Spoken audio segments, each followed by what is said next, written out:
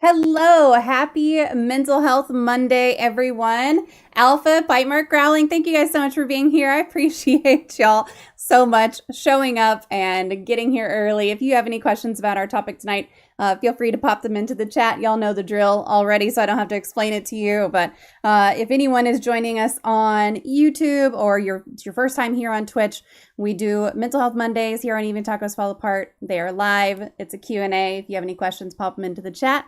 Exclamation point Q, follow it with your question, and that'll get it into the chat, and we'll make sure to address it and everything. And Bite Mark is going to show you how it works. But before we get into the questions, I want to introduce our guest tonight. I'm really excited for this conversation because I think it's going to be a really good one. But we are being joined tonight by Gill, and we're going to be talking about music, healing, and mental health. And Sean is a musician, freelancer, and wearer of many hats. He's primarily a guitar player and has been playing for 35 years. He grew up as a metalhead, but also studied music in college and has a BA in guitar performance with a focus on jazz and classical guitar. In his professional life, Sean has performed and recorded at just about every kind of music, from jazz to blues to metal to orchestral. So that's quite the range, which is wonderful. He's been a studio musician, an engineer, a music engraver, an audiobook producer, and a teacher. It's not always been an easy path, but Sean thinks it is the only one he could have taken. And as you guys know, I feel a lot of the same about my own path. So I resonate with that for sure. He's also an advocate for science and reason and hosted and produced a science podcast for several years. Sean's a Gen Xer in all the classical ways, having grown up a free-range latchkey kid in the 1980s. And there's good and bad to being a self-reliant kid, and we're going to talk about that a little bit tonight.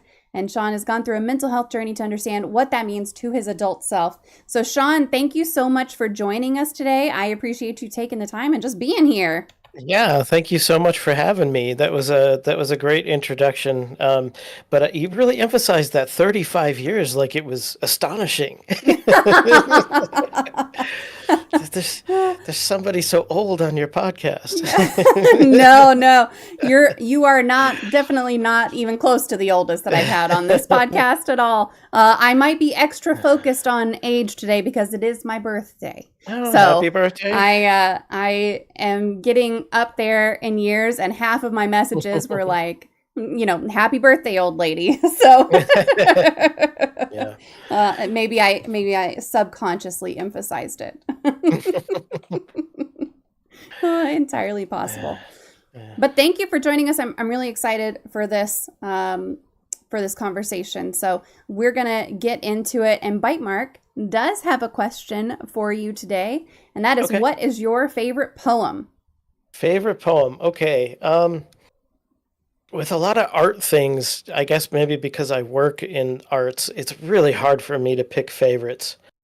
Um, I really like a lot of Robert Frost, uh, some Walt Whitman, but I think this might be a little bit of a cop out because it's not a poem exactly. But I'm gonna pick Carl Sagan and his Pale Blue Dot. Okay. It's a bit of prose about a photo that was taken of the Earth from way out in deep space, and it's a really profound bit of reading. Mm-hmm. Yeah, I mean, I like that one, and I actually do, and I do like that piece as well because Mm, it's so cool to think about. First of all, kind of the timing of it and mm. the what it was kind of surrounded by, and it was in the 1990s, which is nostalgia town for me. So 10 years ago, right? Just 10 years 10, ago. that's what it feels like. I know. It's always Oh 10 my years ago. gosh. I saw a video on TikTok, of course, and it was this lady who was doing music through the decades, and she was like 50 years of makeup. She started in the 80s, and I about had a heart attack. I was like, no, no, no, no, no, no, no, Yeah. no. Oh, absolute insanity. That is not possible. I know there's a lot of albums that I grew up with that have been celebrating their 30th or 40th anniversaries lately. Yeah. It's like, really? No, not Yep. possible. It's absolutely crazy. Oh, 488 says, I love the Cisco's Creole Kitchen t-shirt. Star Trek Oh, DS9 is my there you happy go. place. Yeah, there you go. Yeah, yeah, I'm definitely a huge sci-fi nerd, and I love getting like the obscure, like it doesn't say Star Trek on it. You Yeah, really have to know you what that do. is. That's how I Yeah, find that's my awesome. people. That's right. That's absolutely true. So, your intro was, I mean, just talked about all these different things that you do. So, what do you Yeah. enjoy doing when you're not busy doing all of those things? Yeah. Um, Probably one of my biggest pursuits is probably video games. I do play quite a bit of games. I over the years I've had a bit of a love-hate relationship with it, sometimes feeling like I'm doing it too much, and then I kind of get down on Hmm. myself for that, but that was before I acquired some better mental tools than I have now. But it's definitely something to do when it's, been a day of working with little kids all day, and my brain is just like, we can't possibly manage anything more than pew pew pew." that's Hmm. that's what we're going to do. Aside from that, I like to um, walk and hike a little bit, go to the ocean from here. It's really nice where I live because if you wanted to, um, the ocean is an hour and a half one way and the mountains are an hour and a half the other way. So you Oh, get that's both awesome. if you're into the outdoor thing. Um, and I do tinker with a model railroad from time to time. I got that from my grandfather. So That's awesome. So, what video games do you enjoy currently? I know that's always changing, or at least it is for me. yeah, yeah, yeah. Currently, I recently put a lot of time into Baldur's Gate 3, Oh, yeah. which I think a lot of people did. Yes. I have not finished it yet. I'm not sure if I will ever finish it. It's a long-term project for sure. And tried out the new Saints Row game, which is silly and absurd, and not for kids, but it's a good break from thinking about important things. Yeah, yeah, absolutely. I didn't try out Baldur's Gate 3. I know that a lot of folks were really into it, including my oldest and including Hmm. my sister and including, I think 488 can correct me if I'm wrong, but I think he played it. I don't know if Alpha played, like, I know we've got a lot of people who are playing it, so, or are Yeah. still playing it, but it looked great. I just didn't, I don't know why I just didn't try it. Well, it's, if you don't like that type of game, then it's not for you. If you like the role playing sort of D&D style thing, Mhm. it's a great one, but it's definitely a time commitment if you want to Yeah. really get into it. Yeah. I think that's probably what held me back a little bit was the time commitment of it. Yeah. Although if I look at my Steam like stats and stuff, I play a lot of video games. So Hmm. I spend the time in video games, but I can't pick one. I'll bounce from like, okay, this now I'm going to play this for this week and now I'm going to play this for this week and now I'm going to play this for this week. So I'm Yeah. very non-committal. Yeah. I read a lot too. I probably read 3 or 4 books a month at least. Oh, that's awesome. Okay, now what kind Yeah. of books do you like to read? Oh, um, occasional nonfiction, maybe science related or philosophical kinds of Mhm. things about things like stoicism, um, things that tend to lean very liberal. I do that, but most of my reading is probably in the fiction, science fiction, um, kind of stuff. Again, it's sort of just to unplug and escape Yeah, and be someone else for a while, be somewhere else for a while. absolutely. Yeah, I feel you And on that. yeah, and the self-publishing industry is so full now. You can really fill up your slate of books to read for cheap. Hmm. That is very true. Well, and with things like Kindle Unlimited, like there's just so many different things Yeah. for $10 a month. You can Hmm. read 10 books for free. Yeah. Or Yeah. more if you can read that many books a month. I can't read that many books in a month. I'll probably try. Any recommendations in any of those categories? Oh boy.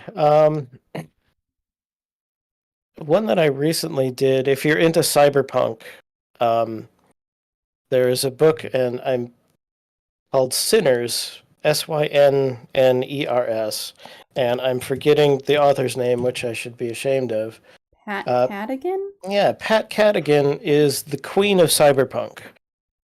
If you're into that genre, she is sort of one of the originators of that genre, and it's a really excellent book. I am If adding it to my Goodreads right now. if you've played Cyberpunk 2077, the video game, you will find a lot of that video game in this book, or Oh, the other way nice. around, really. Yeah, yeah.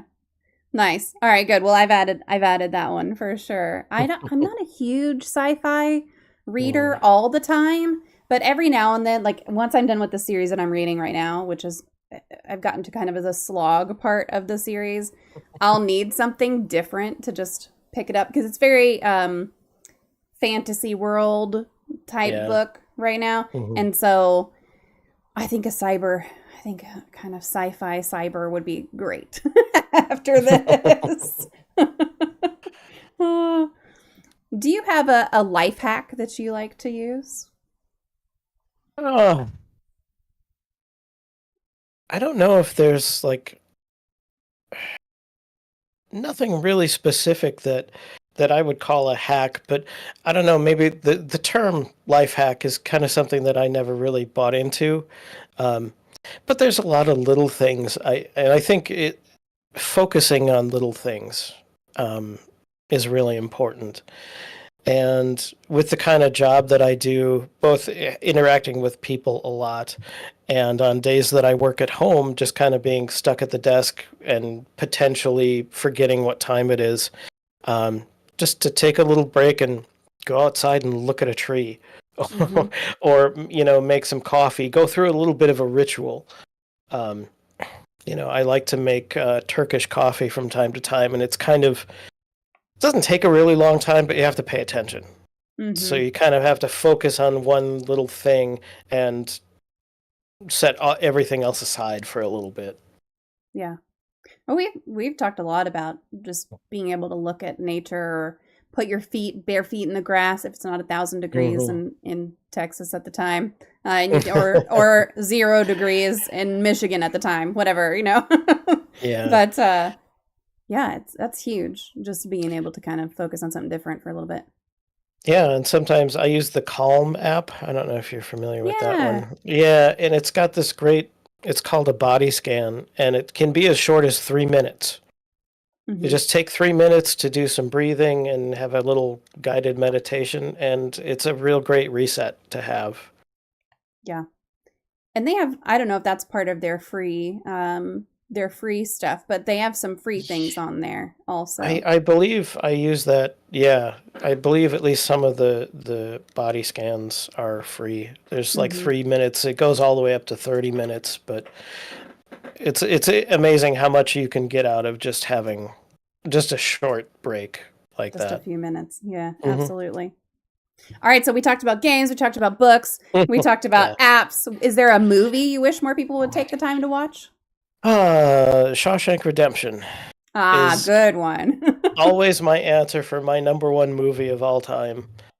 Um, and I think when I was younger, a lot of the things that I use now philosophically and as tools in my life and stuff, I think I sort of knew some of them early on, but I didn't know like I could call them a certain thing under one umbrella. Um, Hmm. and there's a lot of that in Shawshank Redemption. There's a lot of resilience and holding on to hope despite horrible situations. Hmm. And it was always, I don't know, I think it was very profound to me without really knowing why. It just sort of percolated in the back of my brain for a long time. Yeah, And that's a. it's a movie that I saw in the theater too when it came Hmm. out. So quite a long time ago. Yeah, when that one came out, let's see. When did that come out? 94? 94. Yep. Yep. Yeah. I That was definitely did not see that one in theaters. yeah, 94. Let's see. If it was summer of 94, it would have been just after I graduated high school. Yeah, I Um, was I was 9, so I definitely was not allowed to go to a rated R movie. Yeah. Plus, as a musician, it has a soundtrack by my favorite movie composer of all time. So, um, and I think that was the first movie of his that I saw, and I just absolutely loved the soundtrack to that movie too. Who is the composer? Thomas Newman, Okay. All right. and he's done a lot of things like The Green Mile. Mm, Um, another really good one. yeah, that's a really good one. Tons of movies, but he might be most famous for the Shawshank one. Mm, American Beauty is another one of yeah. his. Yep. All those are both really good movies also. American Beauty Hmm. is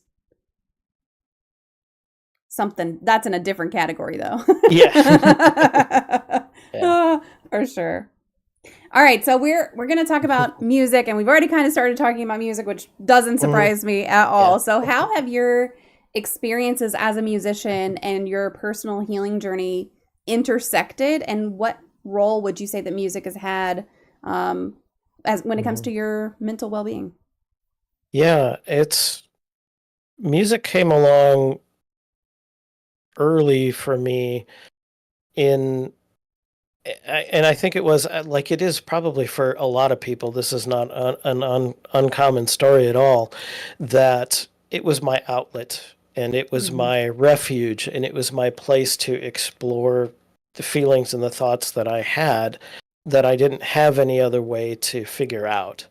Yeah. So that's, if I dig back through all the lyrics I've ever written, they're almost all autobiographical in some way. Even if it's sort of very veiled and metaphorical and things like that, they're all about me or things that happened to me or people I know. Um, so that was something I latched onto right away.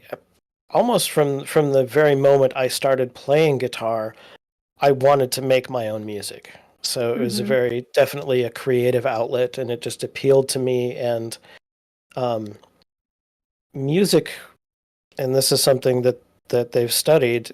Music works in a different part of the brain than language does. So it just kind of sucked me in, and I don't really have an explanation for it. But it was just something like, this is what you should be doing. This is what you need to Mm-hmm. do. When I first started playing, I would practice for a while, and when you start out, your fingers get sore because they're not used to it yet. And my fingers would get sore, and I'd put the guitar down, and then like 5 minutes later, I'd be playing it again, and I wouldn't have even really noticed that I picked it up, and my fingers still hurt, but I'm doing it anyway. Um, so it was always an outlet. Sometimes it was kind of a shield. Um, I'm definitely an introvert and usually a very shy person. And even to this day, I don't think I would want to sing in front of people unless I had a guitar too, because Mm-hmm. it's like that barrier between me and the audience. Um, and it also was a social thing. The kids I had stuff in common with, we all played in bands together, or we were all in the marching band, things like that. Mm-hmm. So that collaborative process and just being social with other people that I shared those common interests in um, was really important early on. And then, it just kind of became, for various reasons, I had a few interests that I might have wanted to do as a career. Um, but music it had just taken over so much. It was almost like I didn't control it. Mm-hmm. Um, so I went to college to do that. And it continued to be sort of that outlet and that tool that I used to sort of settle my brain when I needed it to be there. Um, and sometimes, I mean, I was in, I'm still do this, but being in a metal band, jumping around on stage and headbanging and stuff. So it's also, music is also a very visceral, physical thing to do Mm-hmm. too. Um, and then I started to get close to 40, and that's about the time shortly after I turned 40 that I went for professional therapy. Music had been through my 20s and 30s, it's kind of like, this is my job. but this is also me. Like my deep inner self is this music. So I make this music and I put it out there and nobody notices. Or I make this music and I put it out there, but I can't pay the bills doing this. Mm-hmm. So that brought, as good as music was for me, that was really kind of the major downside of it, was feeling like I so personally identified with this job being me, being inseparable from that as a job, that when I didn't have the kind of success that I was expecting, then I just started, I'd constantly kick myself when I was down because, I didn't sell a bunch of albums or I didn't get a lot of tips at that last gig. Mm-hmm. I must not be good enough, which on a practical level, you can kind of look at it and say, okay, can I be a better player? Can I improve myself? Mm-hmm. Which is a good thing. But when it's so deeply entwined in your own personality, it just becomes like, oh, I'm not worth anything to anyone else. Yeah. As a person, not just as a musician or an entertainer, just as a person, I'm not worth anything. And that got to be a real problem. Yeah. And that's what got me going to therapy. Eventually, I would go through these periods where I'd be down for a few days, like anybody can be down for a while. Then I'd be down for a week. Then I'd be down for 2 weeks. Then it'd be like Mm-hmm. 3 weeks of just misery before kind of getting back out of it again.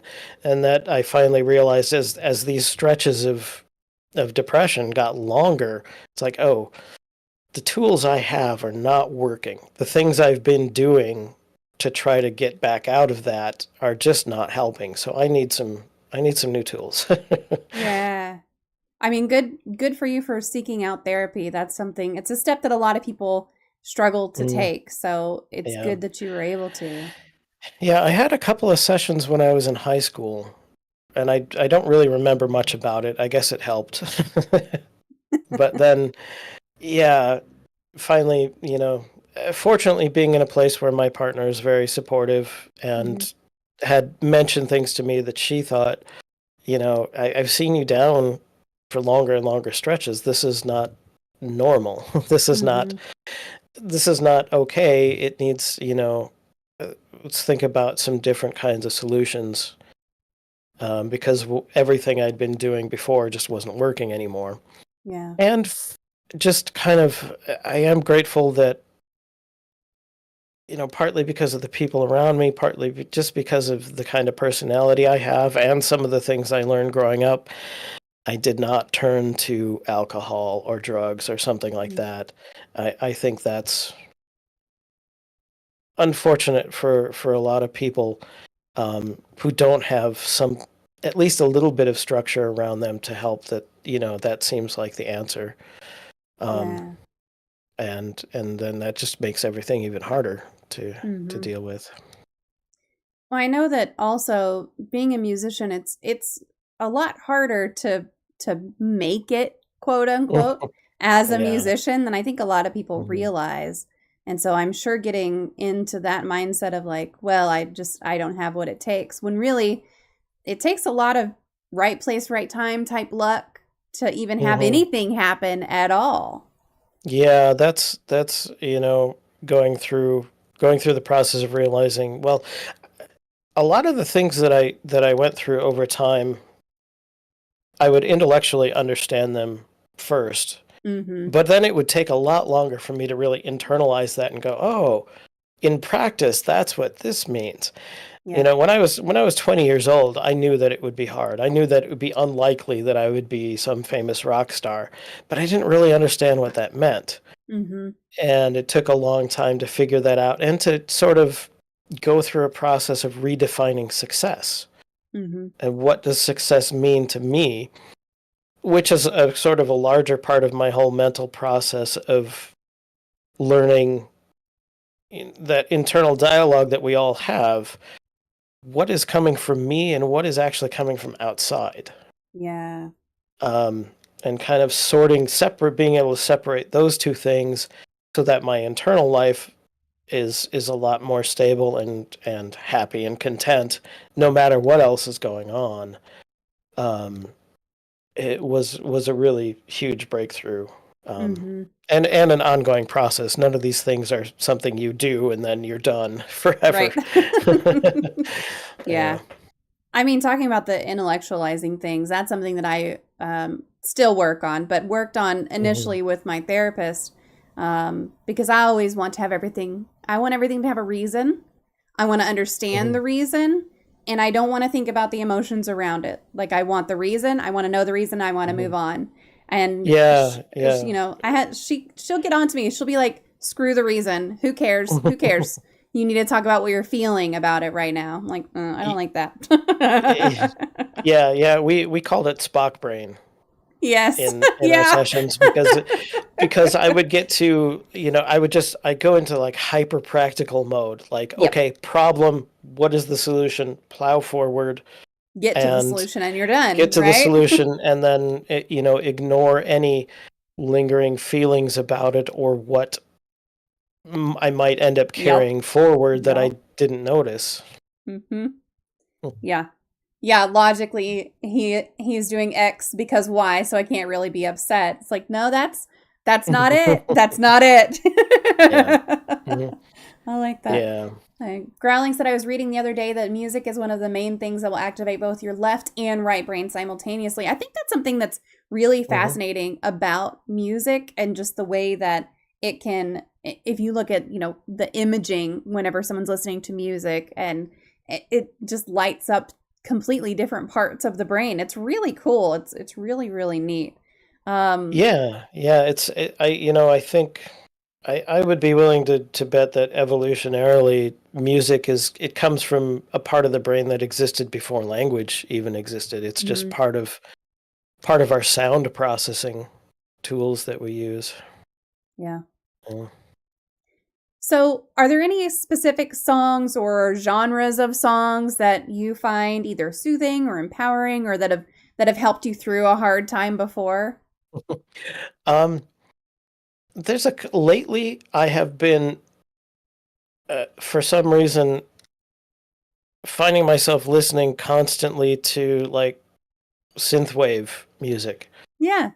Which is, it's got that weird like nostalgia for something I was never there for in the first place, and that retro future thing. And I don't know if it's just because I've been on a cyberpunk kick or it all comes back to it.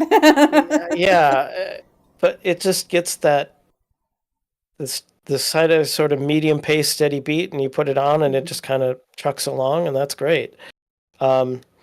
Definitely in the past, there have always been times when I find music that fits into whatever I'm going through. Sometimes I find it sort of feels accidental to find it, I guess. But, when I was going through my divorce, I listened to a lot of a singer-songwriter named Jeffrey Foucault. And I actually went to high school with Jeff and had lost touch with him for a long time, and then found out that he had become a really great singer-songwriter. And I would listen to this music and think, man, this song is about me.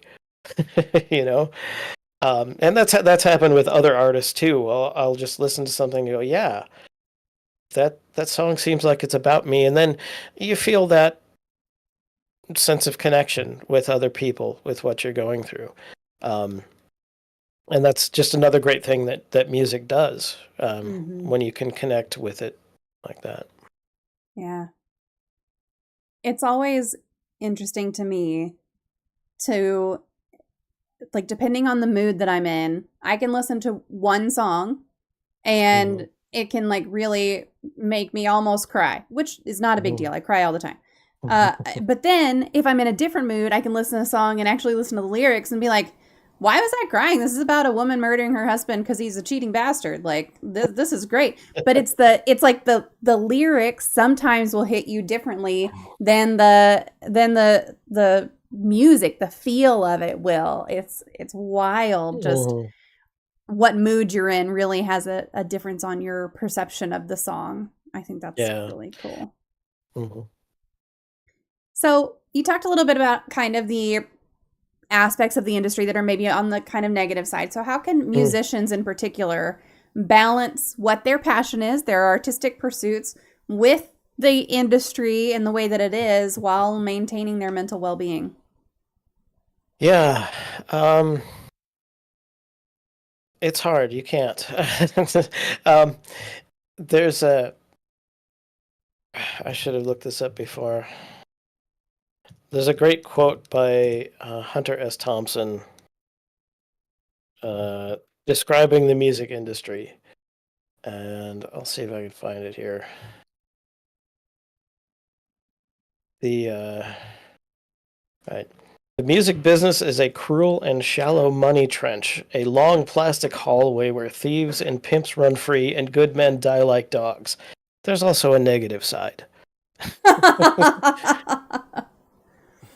So, as a, and this goes not just for music, but really for any art.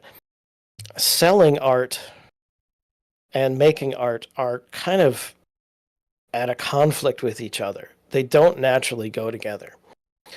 And I think if you go into music expecting to be famous or expecting to be rich, there are a few ways you could probably try to do it as long as you're good looking enough and you have money to spend and you meet the right people.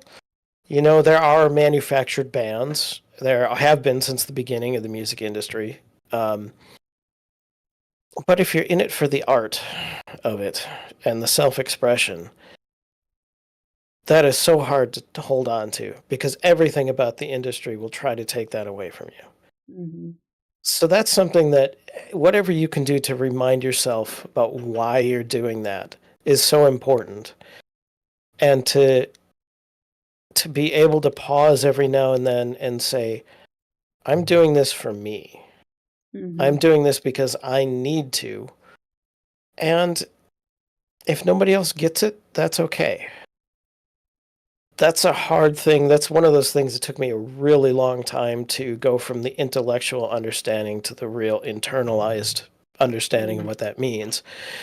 Um, that means I might make music that no one will ever listen to, and I have to be okay with that.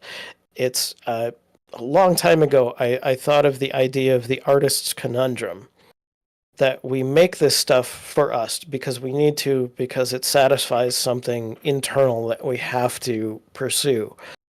But then, if you just want it to be a hobby, you can just stop there. And that's Mm-hmm. great. And a lot of people do, and they're perfectly happy, and I'm all in favor of that. But if you don't want to just stop there, if you want to try to make it your career or be able to, in some way call yourself a capital A artist in some way, you have to put it out there. Mm-hmm. You have to let it go. And once you do, it's not yours anymore. And you have to learn to accept that maybe no one will like it. Or what's worse for artists is that no one will notice.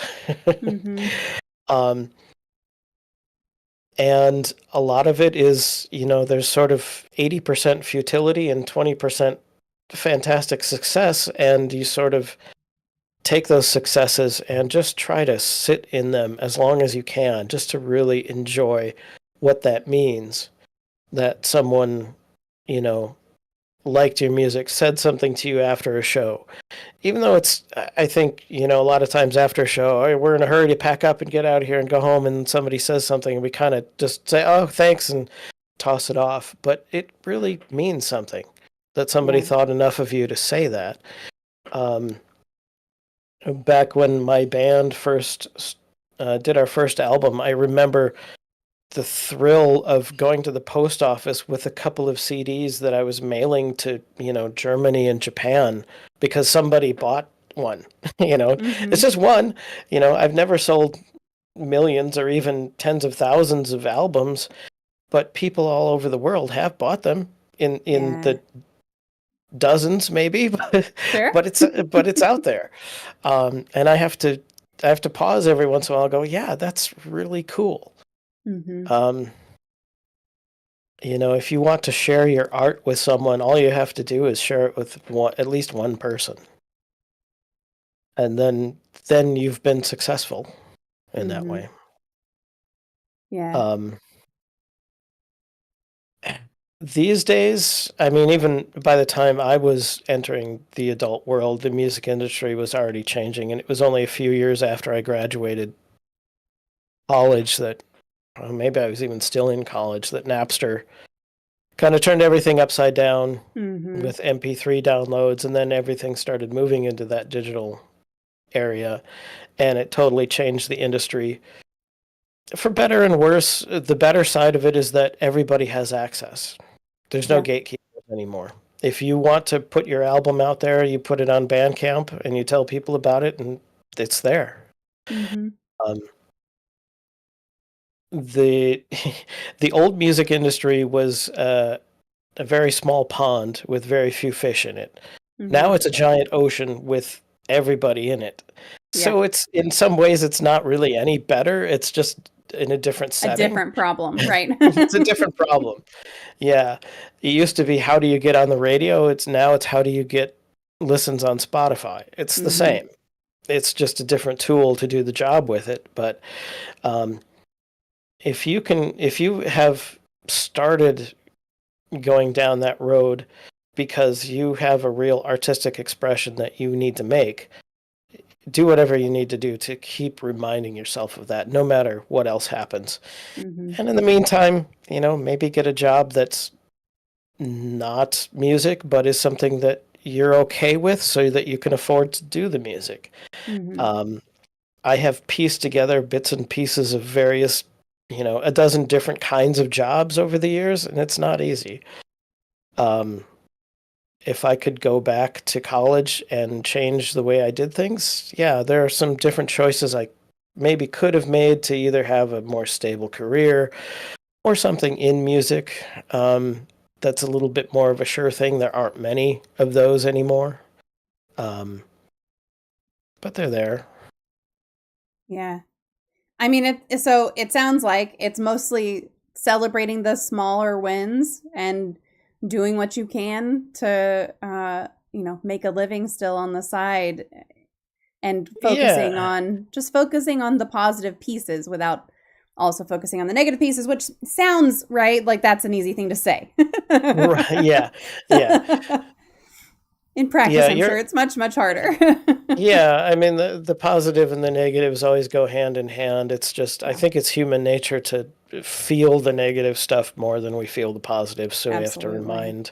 remind ourselves to enjoy those positives more. And think about, if you're a musician and you go out and perform in front of people, you've probably done more already than 90% of other people who've ever played an instrument. Mm-hmm. Just being out there in front of people or putting your song on YouTube or something like that, um, it's still worthy. It's still, you know, each creative person has intrinsic value. Whether Mm-hmm. anybody else thinks so or not doesn't matter. If you do, then do what you want to do, and don't forget to to be yourself, Mm-hmm. and don't let somebody else try to take that away from you. Yeah, absolutely.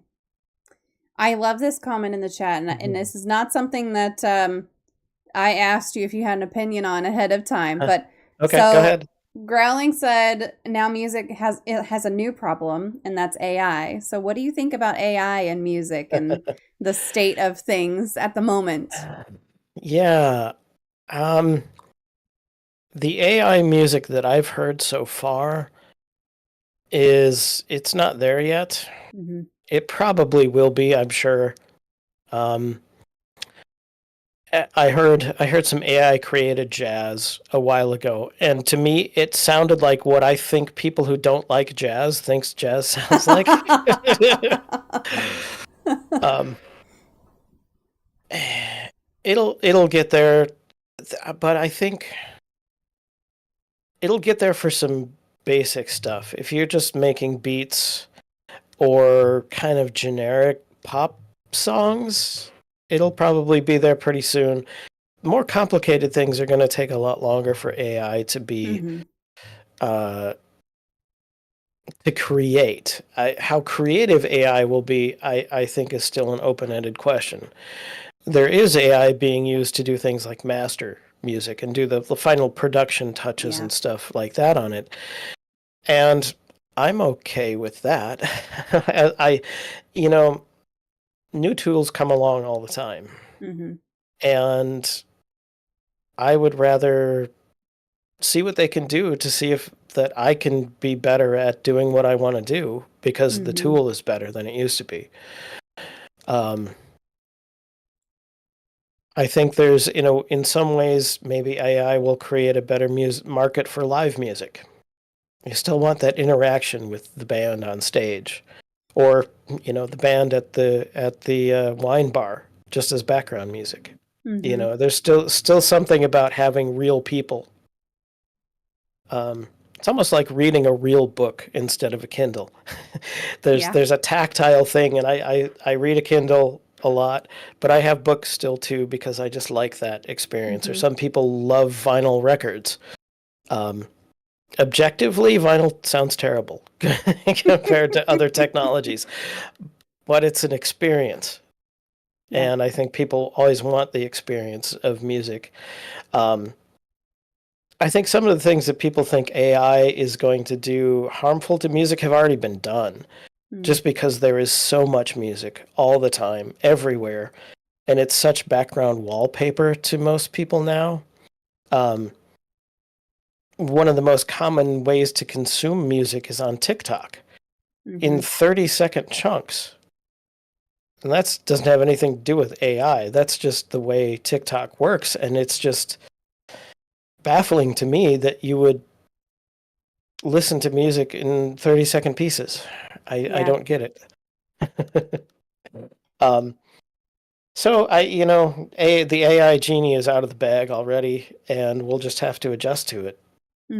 I'm sure it will change some things. I don't think it's ever going to write the next score for a Marvel movie.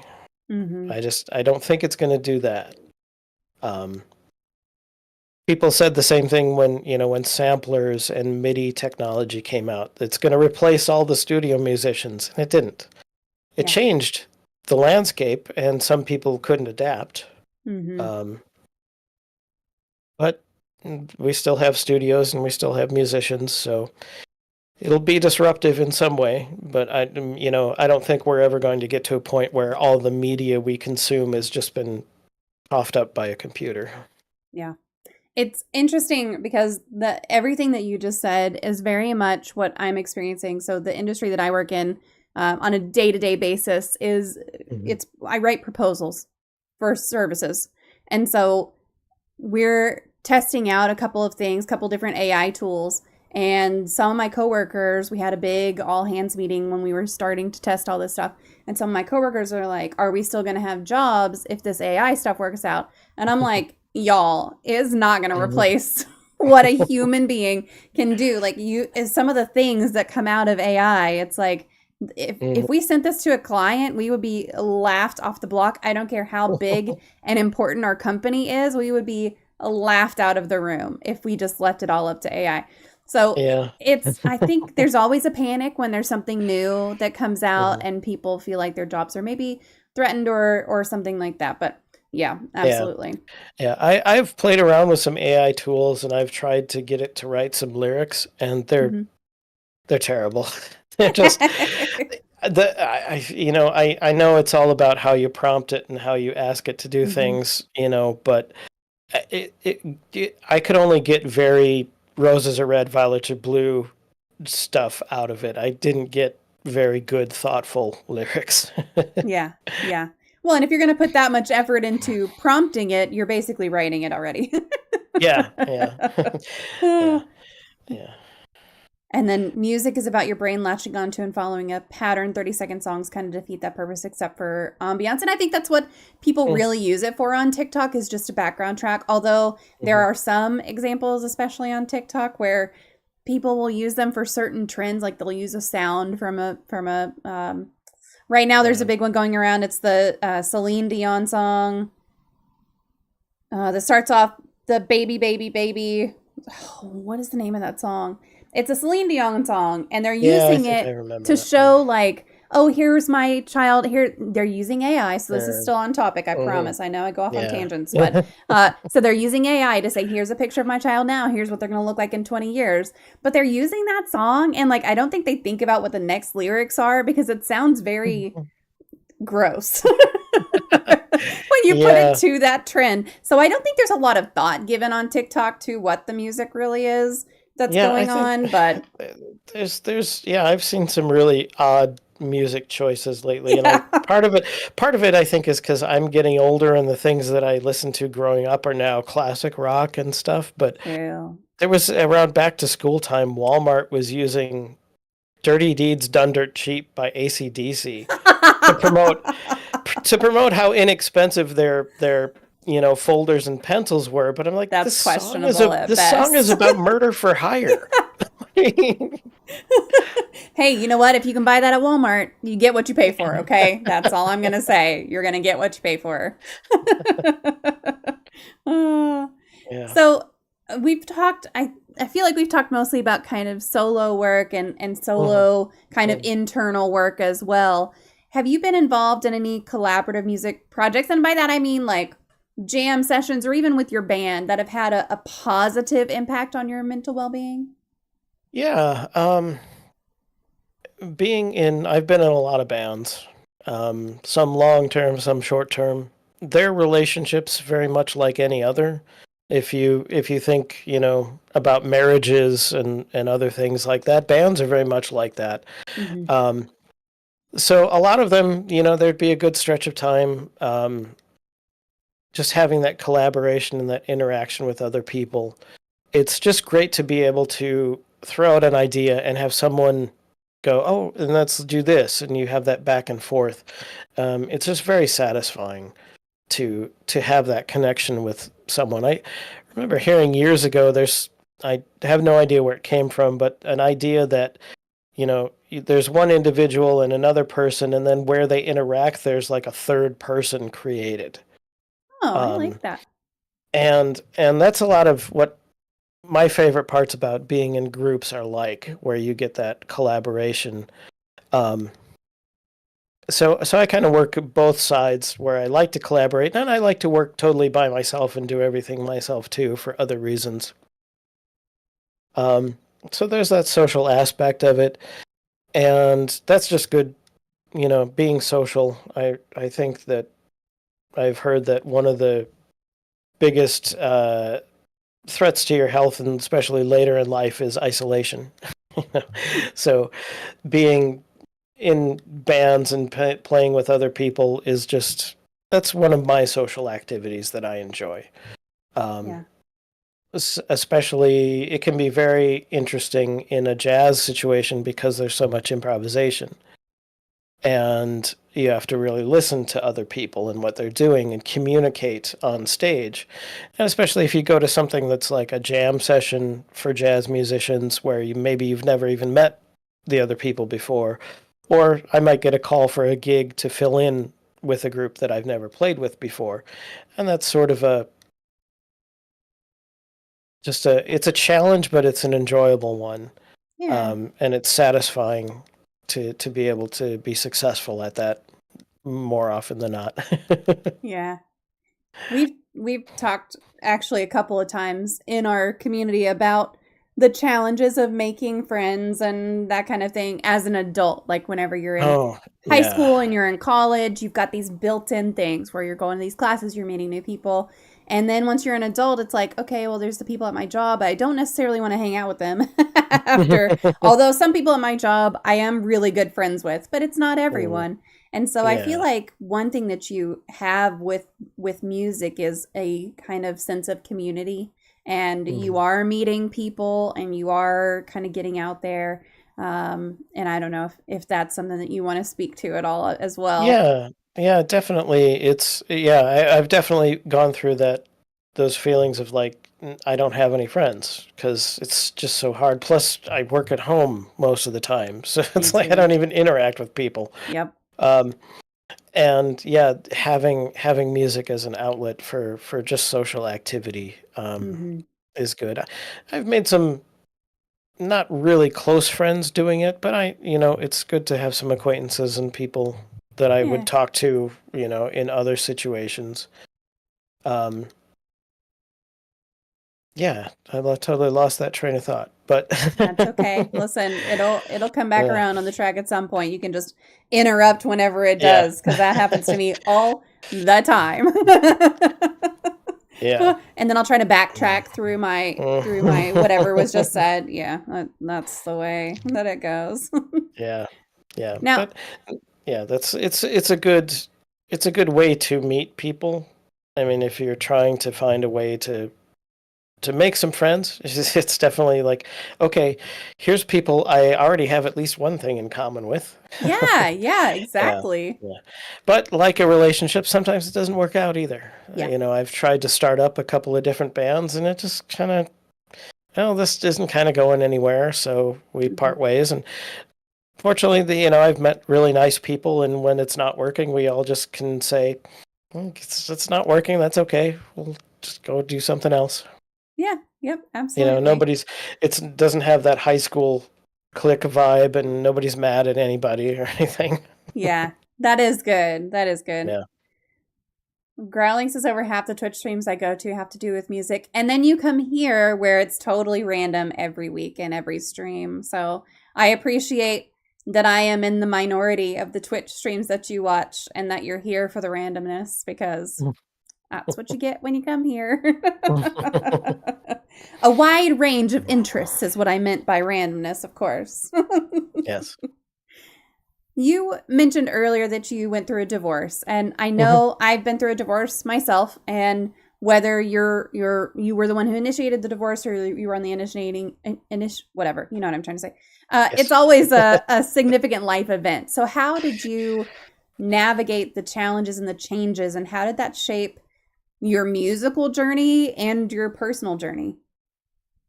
Um, it was a very difficult process for me because I did not initiate that and it wasn't what I wanted. And there was a lot of, actually had a bad experience with mental health care then, which I didn't realize was a bad experience until later.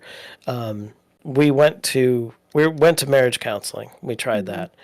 And then we decided, oh, we might want to do this separately too, so we each can work on ourselves. So we were seeing the same person though, the marriage Oh, counselor, which I've come to realize with the therapist that I had most recently was at best kind of unethical, if not yeah. downright wrong, because there were things that I didn't know that were going on that I can't imagine the therapist didn't know. Hmm. So that was very hard, just to kind of go through that and feel like, oh, here's a person that I was relying on that let me down, which is kind of a theme throughout my life is adults letting me down, which leads to, we'll talk about my Gen X free range childhood later. That'll come up again. Um, and it's kind of looking back, it's almost kind of funny, but at the same time, I was going through my divorce. My band that I had been in for longer than I had been married was also fizzling out. In much the same way. So I'm watching the marriage go like this, and then here comes the band right after going Oh, downhill. Um, and realizing, kind of too late almost that I had no communication skills. Or I didn't have the right kinds of communication skills that I needed as an adult now to figure this out, to either save the situation if everybody wanted that, or to figure out how I get out of it without causing myself undue problems. hmm. Um, during the process, during the time we were separated and stuff, I got this idea in my head that I wanted to win.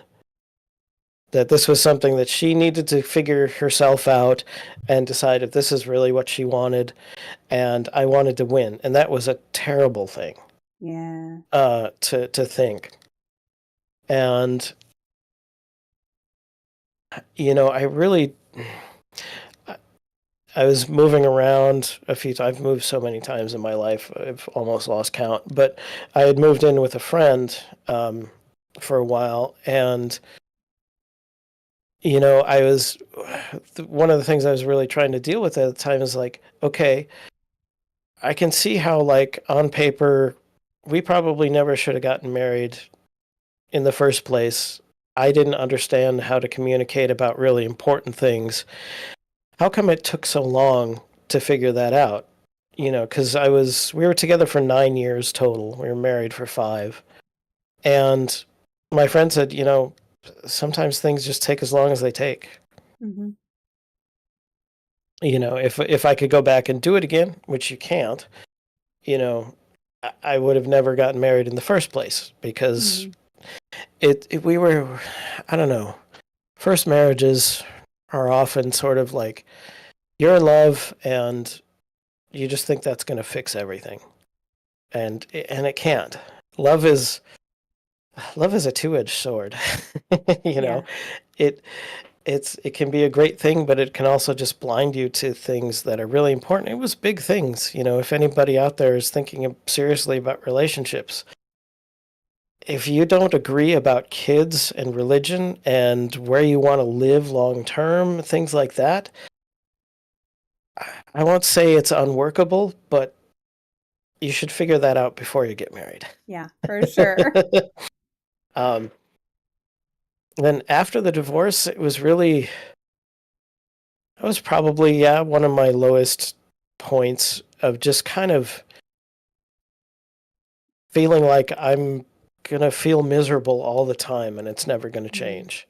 And I spend a lot of time at work. I just kind of threw myself into work. The kind of work I was doing at the time, sometimes there would be special projects, and I would go to the office at 9 o'clock at night just because I could, to Oh be no. out of the house and away, focused on something else that Yeah. I could fix, that I could do. And I didn't really figure anything out really for quite a while. And then, went through the biggest change in my life after the divorce then was I stuck around Wisconsin for a while, and then I moved. I just decided I need a change of scenery. Mm-hmm. I'm just going to pack my life in a moving van and go to Denver. So that's what I did. And, of course, wherever you go, you take yourself with you, so you can't actually run away from your problems. Mm-hmm. But the change of scenery was good. Just kind of reset things and got to thinking, I still hadn't developed my new set of tools to deal with things yet, but I got to figuring like, okay, if I get into another relationship, what do I really want? What's important to me? Mm-hmm. And what am I willing to talk about up front? And, I tried some dating sites and stuff, and I think that made it a little difficult because I would put in my profile, like, I'd be totally honest, like, right away with Mm-hmm. everything, which I think meant I didn't go on very many dates. But I figured if somebody reads that and they're still into me, then that's probably the right person. Mm-hmm. And I did find that person Yeah. who was very much in a very similar boat to me. Like, we've been together over 13 years now, and we're not Wow. married. We don't Mm-hmm. want to we've both been married. We've done that. We don't see any reason to do it again Mm-hmm. because, signing that document doesn't mean things are going to work out. Yeah. Um, so yeah, and I kind of got a better idea about what I wanted out of life. I still had a long way Mm-hmm. to go, um, but I did take a couple of good steps when I moved to Denver. to go through just kind of one of the big things that I did that I used to do in relationships. It's still something, it's a natural tendency I have to fight. Like I said before, all of these things never really end. You're constantly working on this. I have a real tendency to be a fixer and subsume myself to the other person. Like whatever I want gets totally set aside. So that person can have what they want. And it's been a big battle to get out of that and say that it's okay to want what I want. Yeah.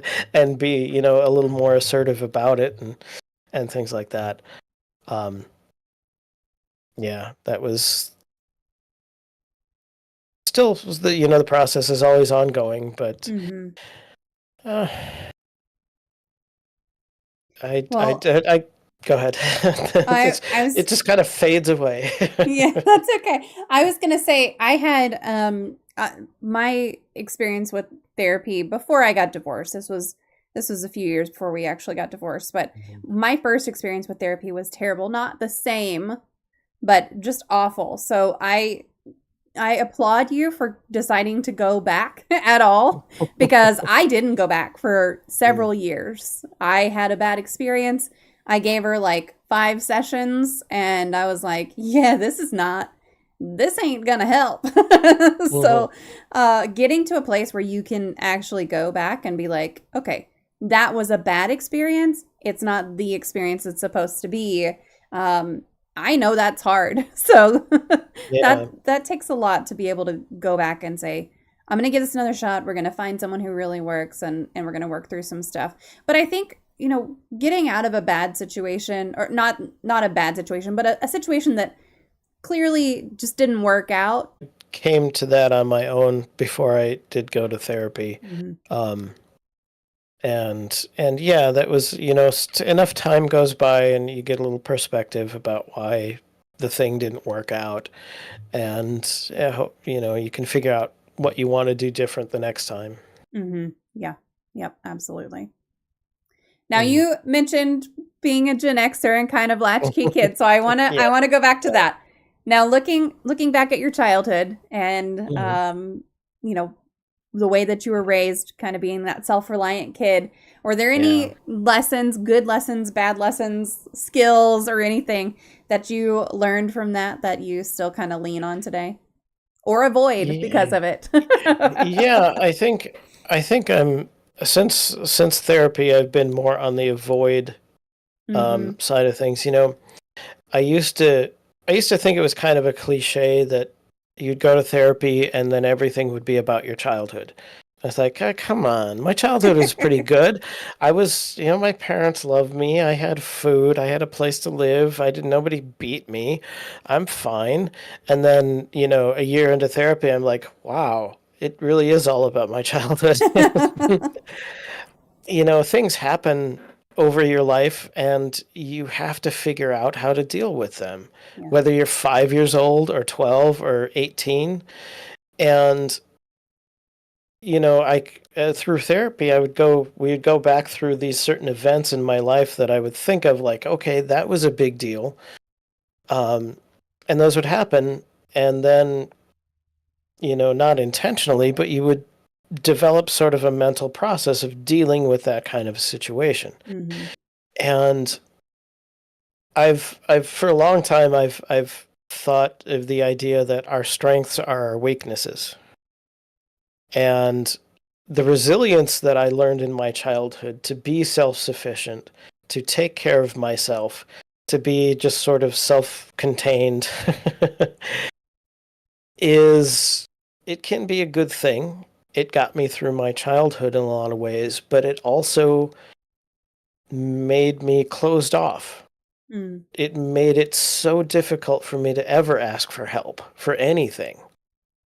I would just, anything comes up that I could have asked someone for help for, I just would not do it. And that's because when I was a kid, I learned that I had to do it myself. When I was a kid, being able to do things myself or be self-sufficient that way was a good thing. But at some point, those tools just don't work well anymore. Mm-hmm. Um, like I said, before I went to therapy, I would get into my depression periods and they just kept getting longer and longer and longer. And, the 5-year-old, 10-year-old me would just kind of sit and wait for it to pass because it always did. Yeah. Eventually, when I was 10, whatever it was, eventually passed. And that just sitting and kind of waiting passively for things to get better just didn't work anymore. Mm-hmm. Um, there were a lot of times in my childhood where, looking back at it, I would say that adults in my life failed me in various ways. And that's another thing that kind of drove me to never ever asking for help of any kind. Yeah. Um, you know, and sort of, not trusting people, not opening up very easily in a lot of ways. Mm-hmm. Um, I guess, you know, my mother says I was such an easy kid to deal with because I just took care of myself. Right. And I did. But that's not necessarily a good thing. Yeah. Have you, I mean, this is not something that I'm saying you should do or anything, but have you talked to your mom about that at all? Oh, no. Um, no, that's something, she's reached the age where rocking Mm-hmm. the boat is probably not worth it. Yeah. Um, and I've come to peace with that too. Mm-hmm. I've realized that my parents were incredibly young. My mom was 23 and my dad was 22 when I was born. Mm-hmm. And that wasn't uncommon for the time, at all. But they didn't know what they were doing. Yeah. And, I can forgive them for that.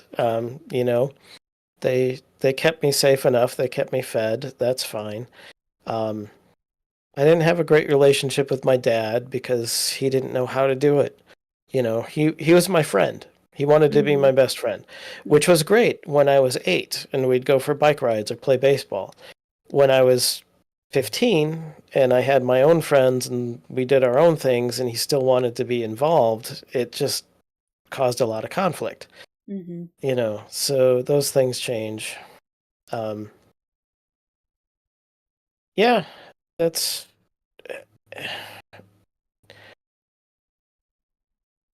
and I think that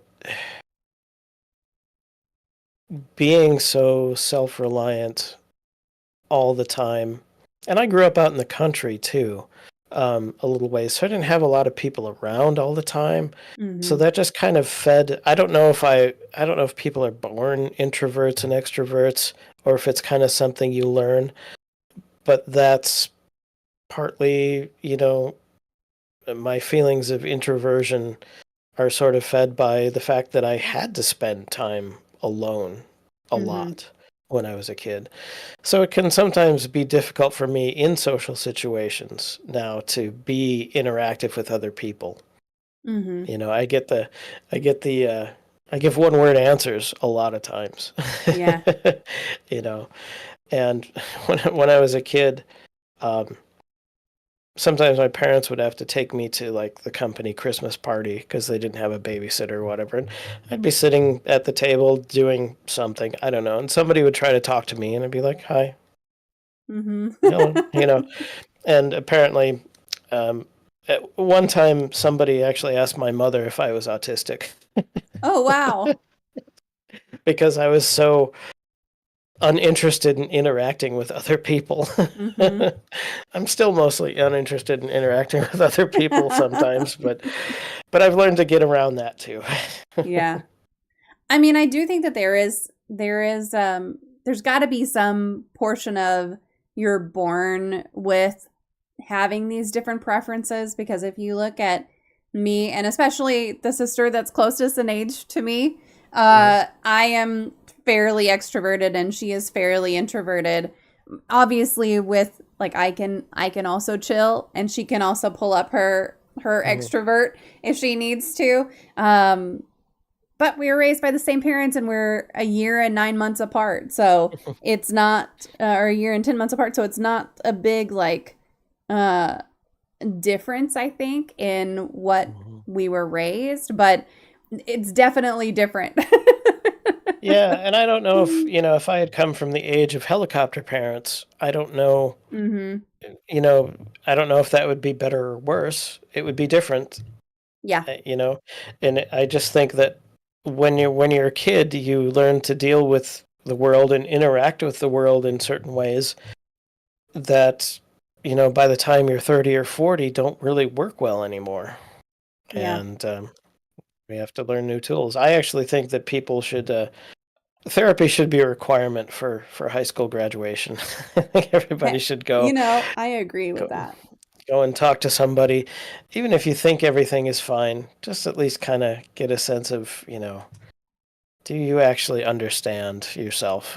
Yeah, for sure. I think I have a like cat hair in my eye, so I'm just gonna try to get that out because I keep like touching my eye, and I know that it's not uh, super professional, but yeah, boy, is it bothering me. yeah. Oh, so my sister is here. She says I was raised differently. I had you for a sister. That's true. Oh yeah, Oh, getting yeah. the truth, getting the truth now. That's a whole other part of the equation. I'm an only child, so Yeah.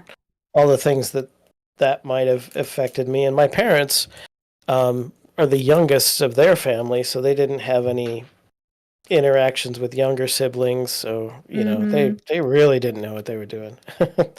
And it really was like, and they didn't interact, or they didn't try to pry into my life a lot, which Mm-hmm. in a way I appreciate, but also, I was always the classic, oh, how was your day? Fine. That's as far as the conversation ever went, you Yeah. know? And most of the time, I say now that, like, as long as I came home at the end of the day and I wasn't bleeding on fire or in the back of a police car, everything was fine. Yeah. I must not need any help if I'm not asking for it. And not just my parents, but there were a lot of other adults, teachers, and other people throughout my life who I thought, did it really seem like I didn't need help? Just Mm-hmm. because I didn't ask for it, I certainly could have used it. Yeah. Yeah. And of course, that you have to wonder too, like by the time I was a teenager, if somebody would have offered, would I have listened? Because Mm-hmm. that's, you go through that whole teenage phase of Oh yeah. trying to establish who you are, as an Mm-hmm. adult in the world and stuff like that. But yeah. So I had very young parents as well, and I was a Mhm. young parent with my oldest as well. Mhm. So I mean, I don't think though, even if I had been, had kids in my 30s or something instead of when I was 21, uh, I don't. You still don't have the answers. Like just because you're a parent when you're a little older, I don't think that necessarily gives you any extra answers. Maybe a little extra life experience, but Yeah, maybe not. not the Maybe just answers. yeah. For Yeah, maybe, sure. it's just when you're the only, or maybe if you're the first, it's just kind of all of a running experiment. Yes. I can believe that. I felt like an experiment at times, for sure. So you talked about, that you could have used help and that you had a hard Mhm, time asking for help. So eventually you did seek out help. So how did you mhm. approach going to therapy, and what advice do you have for someone who might be hesitant to reach out for support right now? Yeah. Um, Let me answer the second part first. I will say that um, therapy takes a lot of different forms. Yeah. And some people might have the idea that it's only for you if you are severely depressed and suicidal, or if you have been diagnosed with something and somebody wants to put you on antidepressants too. Um, and it's not. It can really it's for anybody. Even if you feel like I've had moments in my life where I think the very early seeds of this idea of maybe I should talk to somebody is me thinking my life is pretty good. things aren't like severely wrong. I have stresses, but so does everybody. Why do I feel terrible? Mm-hmm. Um, some of my sessions with my therapist were more like life coaching than digging into the deep shadows of my past or something like that. So it can take a lot of different forms, and just because you don't, fit some sort of Hollywood idea of what depression or something looks like, you can still benefit from it a lot. Mm-hmm. Um, and when I decided it was time to look into that, I fortunately had options through my healthcare just to call an office and say, can I get an appointment? And, my partner was very supportive of that. And I lucked out too that the first therapist I met with was the right one for me. And that's something else people should know too, is if you have a few sessions and you just don't feel like something's working, you Mm-hmm. have every right to switch therapists if you Yeah. can. I know there's kind of a shortage in a lot of places and it can be hard. I think when I first asked to be signed up with someone, I think it was 3 or 4 months before I had an opening. Mm-hmm. Um, but definitely don't think that if things just don't seem to be clicking or you're not getting what you think you need out of your sessions, that you can't switch to a different therapist. It's not you. Yeah. Sometimes those relationships, they're professional relationships, sometimes they just don't work. Mm-hmm. You know, every therapist is an individual too and does things a little differently. Um, so go ahead and try someone else if you are, and if hopefully whoever you're working through, um, the clinic I went to, it was a larger business, and there were 4 or 5 different people there. Maybe if you go to someone who's a private practice and solo practice, it can be a little harder to make that change because you have to go through the whole startup process all over again. But definitely the sort of working relationship that you have with your therapist shouldn't be really hard. Mm-hmm. Yeah. But for sure. And we've talked about a lot that you can fire your therapist if they're not serving you. They're Mm-hmm. there to work for you. And just like with Mm-hmm. any relationship, if you're not happy with your doctor, you would get a different one. If you're not happy Yeah. with your dentist, you would get a different one. And it's the Mm-hmm. same thing with a mental health provider. If you're not getting along for some reason, of course, if they're just making you uncomfortable in like they're challenging your thinking kind of way, like Yeah. maybe that's just a normal part of therapy. But if there's Mm-hmm. something that you're just not clicking on, you can definitely get a different therapist, Mm-hmm. and work with however you got that therapist to begin with, whether it was through your work or if you did it through like a therapist finder or something like that. You go Mm-hmm. back to that, however you got that one, and see if you can get a different one and just try Yeah, out someone else. And for sure. it's no, it's not anything there's nothing wrong with getting a Yeah. different therapist. So, Yeah, and I should say too, when what I was really felt like I was dealing with most immediately at the time was my professional life. I mm-hmm, felt like I was just a failure as a musician and things weren't working out right, and I wasn't making enough money and I wasn't successful in the traditional sense of the word. So that's what got me in there at first, before we started digging into the real personal past issues and things like that, which are all connected. So people can definitely have a different experience starting therapy if you're going in because you've experienced some sort of trauma event, or you've gone through something very personal like a divorce or a death. mm-hmm, Um, it can be a different experience of getting those first few steps going too.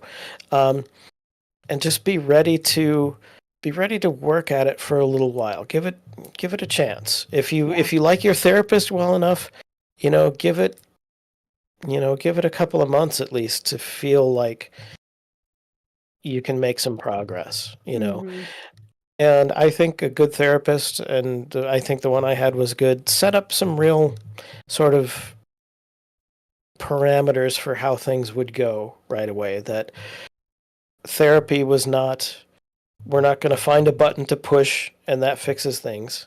Yeah. You know, the things that I go through that make me depressed or make me angry or make me sad, whatever, those things still happen. It's just that I have better tools. I keep using the word tools. That's what she called it. And that's really what it is, to deal with those things. Yeah. And it is tools. I mean, Mm. it is definitely tools. But setting up expectations, I think, is also a really good idea, because you can be in therapy for a while and think like, okay, well, we're never gonna get to a point where I can stop this if it keeps going how it is. But as long as you're agreeing with your therapist on where you're going and what you're wanting to work on and kind of where you're wanting to get, you can set those kind of goalposts Hmm. for it, Yeah, for sure. yeah. And,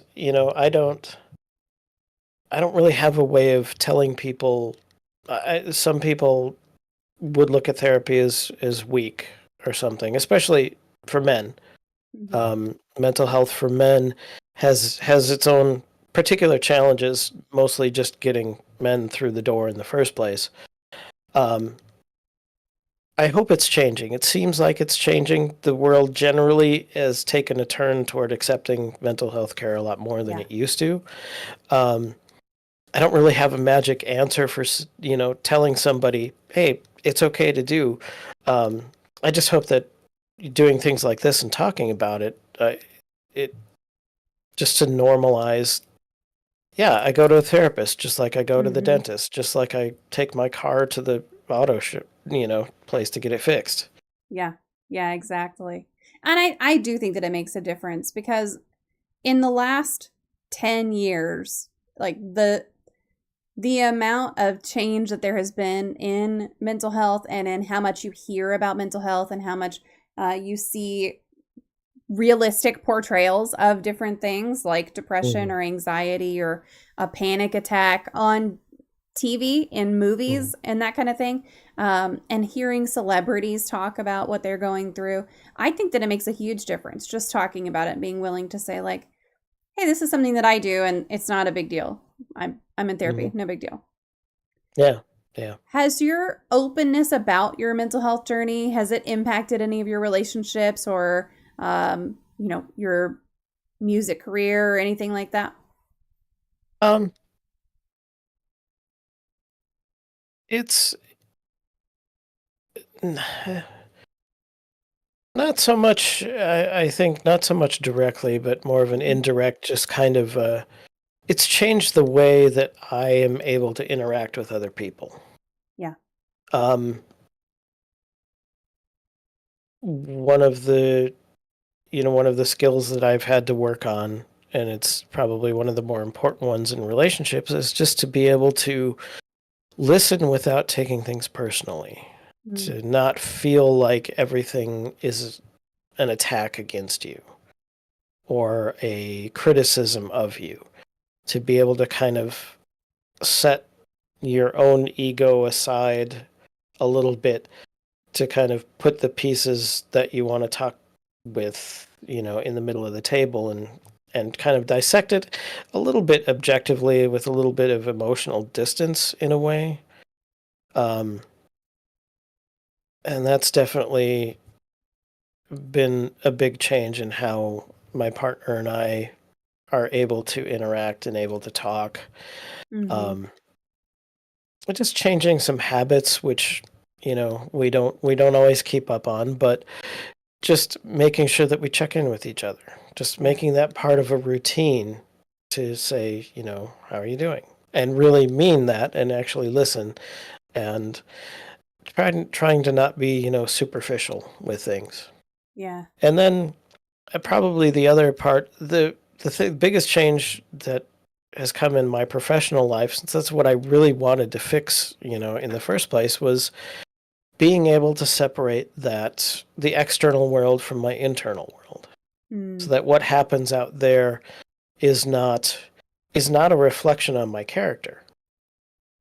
Um, it's just sometimes things go right, sometimes they go wrong, um, and sometimes things are not in your control. That's Yeah. sort of it hand in hand with my journey through therapy. I've gotten more and more into Stoic philosophy, and there's a lot of kind of the same things in mental health care that you hear in Stoicism about, um, you know, not imagining harms that aren't really there, or being able to recognize what you have control over and what you don't. And if Mm-hmm. you don't have control over something, don't worry about it. Or you can't let it sort of drive you into some sort of anxiety.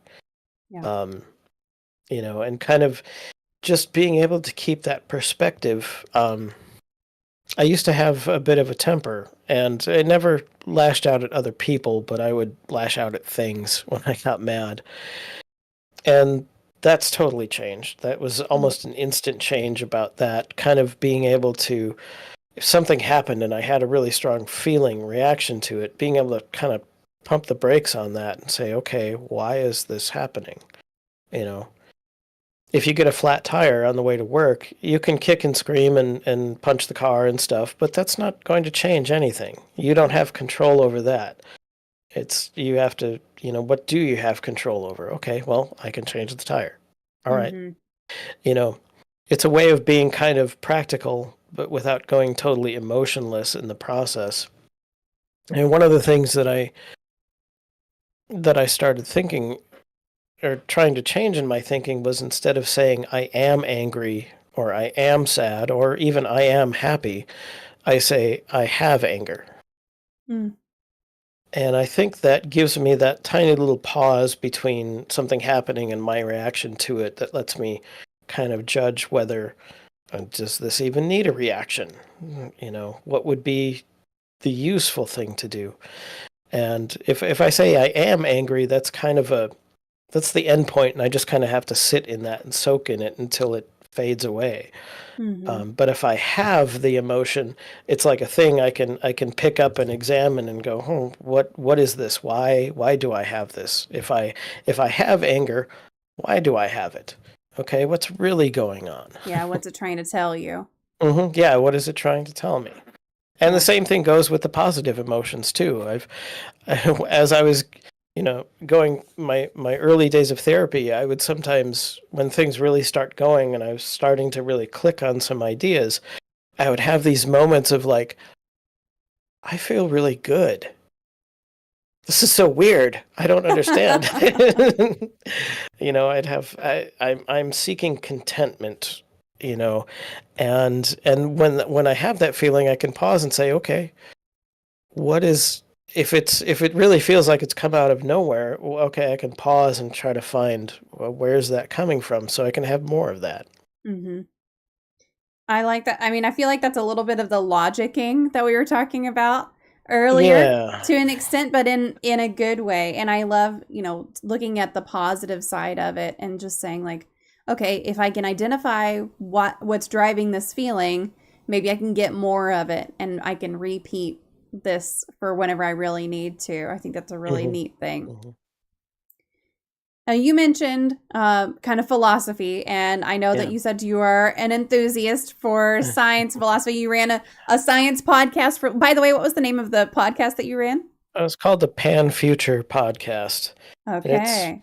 sort of still exists. I occasionally write blog articles, and I think of restarting it from time to time, but it just hasn't been important to me. Yeah.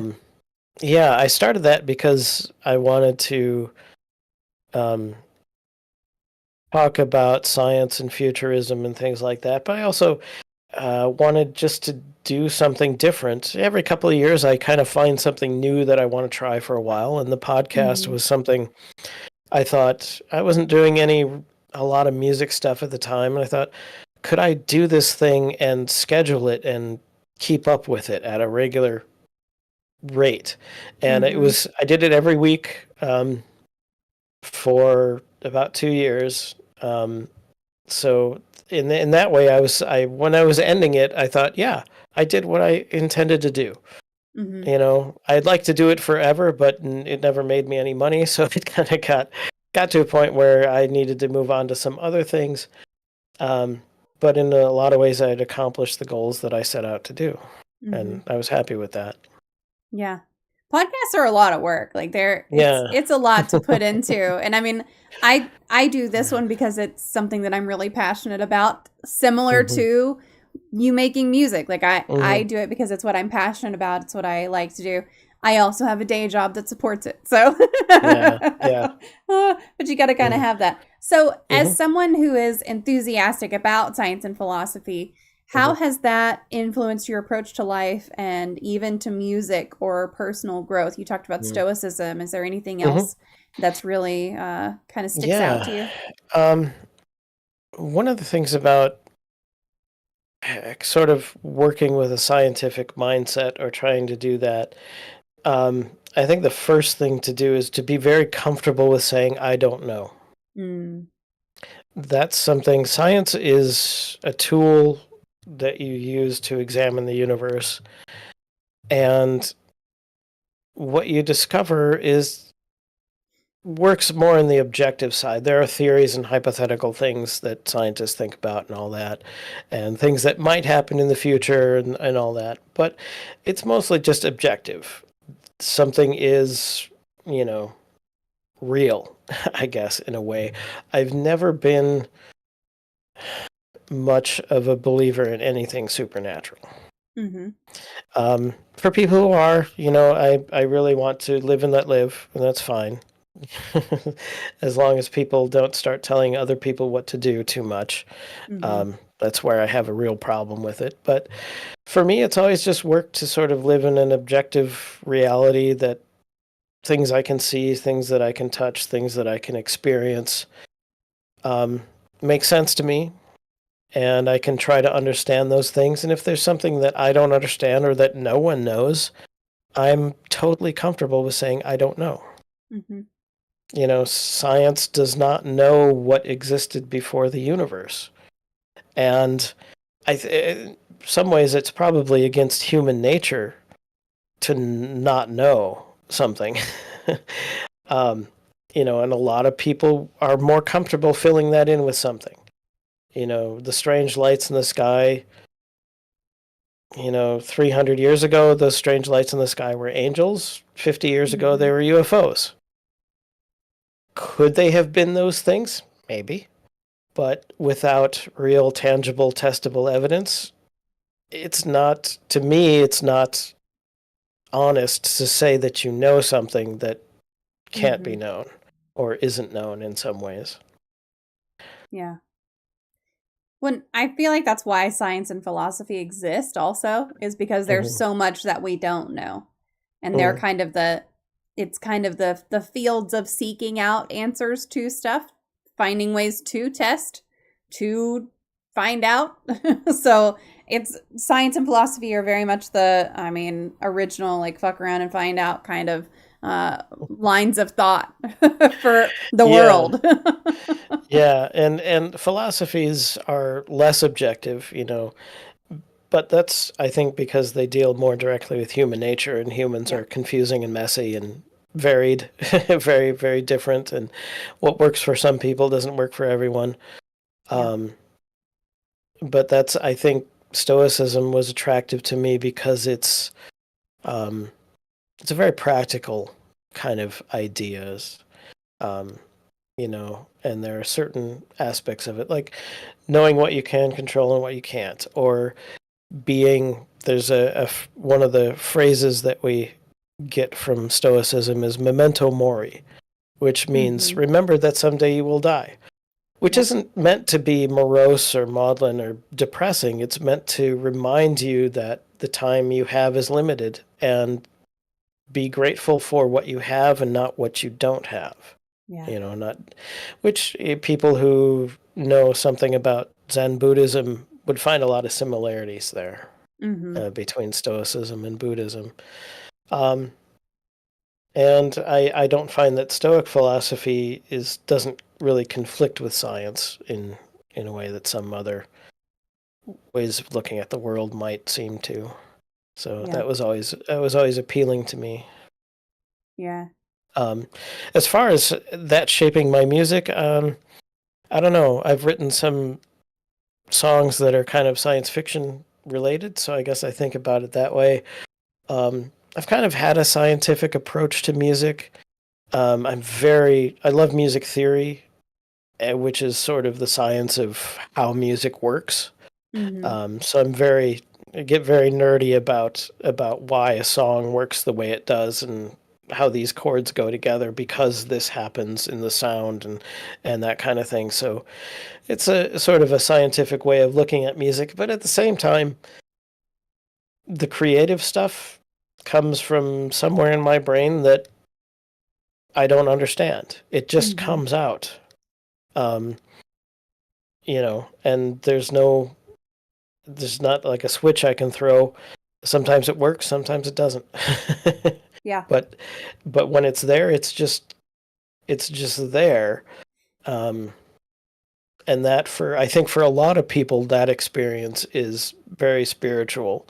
For me, it's not an externally influenced spirituality, but I'm comfortable with calling playing music and creating music a spiritual experience in a non-religious sense, for Yeah. sure. Yep. Absolutely. I love this comment. If you want a story in your life's book, you better do it now because the pen dies with you. That's great. I like that. That's great. That does, yeah. I was thinking along those lines earlier about when, we were talking about the music business and you're holding on to your identity and your creativity in the music business. Um, whatever kinds of art you make, it's important that you make that art because you are the only one who can do that. No one Mm-hmm. else is ever going to do that because everyone is an individual. So Yep. it's important that you do that. Yeah, I think in a lot of ways, creativity and things like making music are a way of just leaving your mark for other people because eventually, whether you have kids or you don't have kids, or you have cousins or nephews or nieces or whatever, uh, or friends from high school who could find it later, like there's someone out there who could Mhm. find it after you're gone and it could have an Yeah, impact on that's them. and that's something I think about a lot too, especially as I get older, that idea of legacy and having never had kids of my own, I've thought like, am I going to leave something behind? Am I going to be remembered for anything? Hmm. And I teach a lot, so in that way I sort of, enjoy influencing kids that way and sharing my experience with them. But sometimes I also pause. I have a shelf over here that's got a row of CDs like this. That's all the music I've ever made, Well, that's or awesome. ever recorded anyway. And Yeah. there's quite a bit of it. And I look at that sometimes and think, wow, that's really neat. Yeah, that That's is. there. That's really cool. That's very tangible too, to just have Hmm. those CDs on there. Yeah, That's really neat. yeah. Is there anything you do now in terms of self care that supports your mental health and well being on an ongoing basis? Um, I think what I've learned to do is I'm a lot better at being present in the moment in whatever I'm doing. Mm-hmm. And part of that's the therapy, part of that's the stoicism side of things, that whatever is right in front of me is the thing that I'm focused on. And the past, it can't be changed. And by past, I mean like 5 seconds ago is also past, so it's Sure. gone immediately. The future is a flexible thing, and I only have limited influence on that. So being able to be present, and I think sometimes, I live in the Pacific Northwest in Eugene, Oregon, which um, in a lot of ways has a reputation of being an enclave of hippies, um, which is not untrue entirely. Um, so there's kind of like when you say to someone, be present, or just be, man, and you're gonna, do your little hippie things or whatever. That always sounded a little superficial to me, and I realized that being present meant being engaged, being fully actively engaged in whatever I'm doing. And I think that's the most important thing for me these days. Um, it's kind of like if you kind of find yourself watching TV, and you've been there for 3 hours, and you that's a very passive way to Mhm. experience the world, you know. Um, and I think for a long time I was very passive about everything. I would just kind of Mm. wait for life to happen. And now I'm a lot more engaged in just being actively present. And it's something you have to work on. It's something you have to like, it's like pedaling a bicycle uphill. You have to Mhm. keep doing it, because if you stop and just sit back and wait, it's not going to be as satisfying Yeah. to do that. Yeah. Well, it is time for the magic moment of the stream. And last week I had some problems. Oh, it's working. Okay. I had some problems with my magic wand Oh, last week, but it looks like okay. it's working now. So, if you could wave a magic wand and eliminate one common opinion or misconception or theory surrounding mental illness, disabilities, or talking about mental health, what would it be? Oh boy. Um, I think we actually already talked about this a little bit, that therapy is only for people with severe problems. Yeah.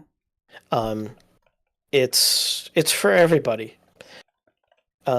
Years ago, I read a book called Getting Past Okay, and I tried to reread it not that long ago, and I don't think I liked it as much. Um, but I think there are a lot of people out there, especially in the kind of society that we live in, where you just kind of drift through your day and think, yeah, I guess this is okay. And it should be more. We're alive, and we can look out into the universe and try to understand why we're here, and that's absolutely thrilling. And to just sort of drift through every day and punch a clock and watch TV and eat some food and then go to bed is it's kind of tragic in a way that we don't all take the time to really experience more of Hmm. life, or just to have experiences. And anybody out there who just kind of feels like things are okay, I guess, maybe really think if you believe that okay, I guess, is all there is. If you think there's more and you don't know how to get it, go talk to a therapist. Yeah. I love that. Well, I'm going to open it up. If anybody has any questions that they want to get in, feel free to get your last questions in now. And Sean, I'll just open it up to you and say if there's anything we didn't talk about or anything you want to promote. I'll post all your socials again so that Yeah, folks can okay. connect with you if they want to. Sure. But I'll just give you the mic for a minute. Go for it. All right. Oh boy. Did I skip anything? Did I miss anything? I don't know. Um, I'll think about it. Do you have any questions? Does anybody have any questions in there? Because it's going to take me a minute to think if I skipped anything. Let's see. Bite Mark says, I just want to say thank you so much for being here. I learned some stuff and I had fun, which yeah, Yeah, I good. agree. This has been a great, fun conversation. I don't see any other questions though. So, Okay. hmm. Well, good. Yeah, I mean, I think we covered a lot. Hmm. Covered pretty much everything. Yeah. Normally I'm a person of very few words, so kind of when I run out, I'm out, I guess. Well, I appreciate that you shared so many words with us today. Then Yes. this was a wonderful, wonderful conversation, and I appreciate that you just took the time and shared a Hmm. little bit of your life with us for sure. Oh, thank you so much for having me on. I really appreciate it. Absolutely. Okay, chat, stick around. I will be right back. Don't go anywhere. If I can find the right buttons to change my screen, there it is. All right, be right back.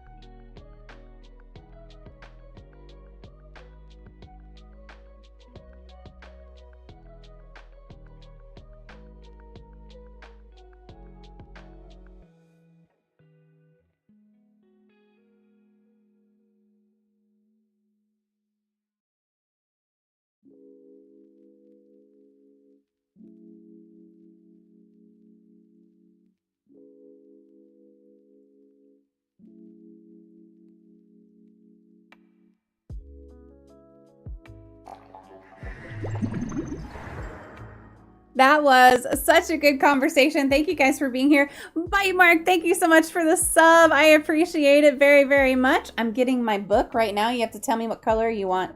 If you're still here, I just need to know generally what color or shape you would like to have your name be in the book. And I don't remember what the options are, so let's see. There's yellow, teal-ish. Wait, did I redo this? Okay, hold on. Is this the right one? I thought I redid it. And it was...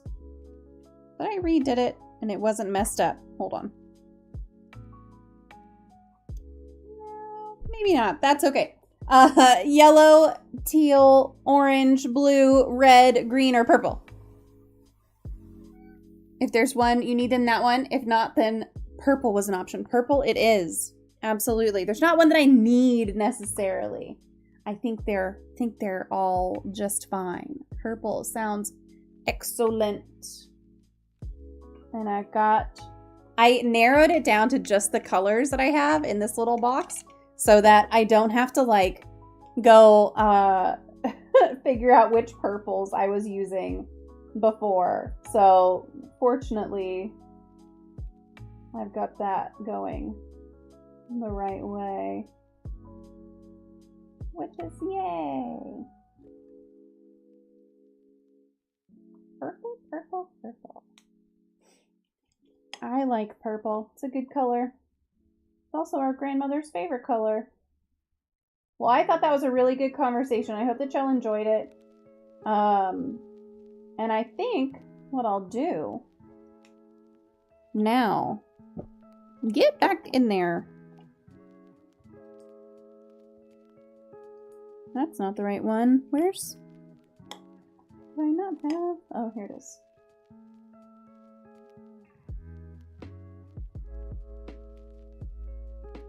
Okay, gotcha. Gotcha in there for sure. You know what I just realized? I have to, so I got you, it looks kind of pink on here, but I promise you that's purple. I gotta do the February giveaway. If y'all are not already in the Discord, which I think you are, we'll be doing a giveaway for the month of February. We'll do a game code. I haven't decided what game. I gotta look at my stash and see what I have to give away, but we will do that for sure. I believe you that it's purple. Yeah, it just looks a little like pink-ish on my end. Subtress sound like some weird dominatrix game. I mean, are you wrong though? Or have I just kept a side of myself hidden from you for this long? Oh, okay.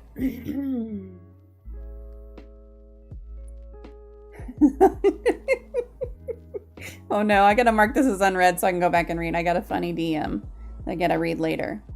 Mark that as unread, thank you, so I can fully appreciate and laugh at it for sure. Okay, we are going to play, I think let's play some Civilization. I'm feeling Civilization today. And we'll continue. Remember, I'm like 11 turns from nuclear bombing my own city to get that one achievement. So we're gonna continue the triple achievement hunt. That gave me a fucked up idea for a game, like a cross between Twister and Tetris, where people have to contort themselves into Tetris shapes to fit into various spots. I mean, that's fine. Okay, for YouTube purposes, I'm gonna stop, edit my title and shit, and come right back. So give me just a minute, and we'll be right back on the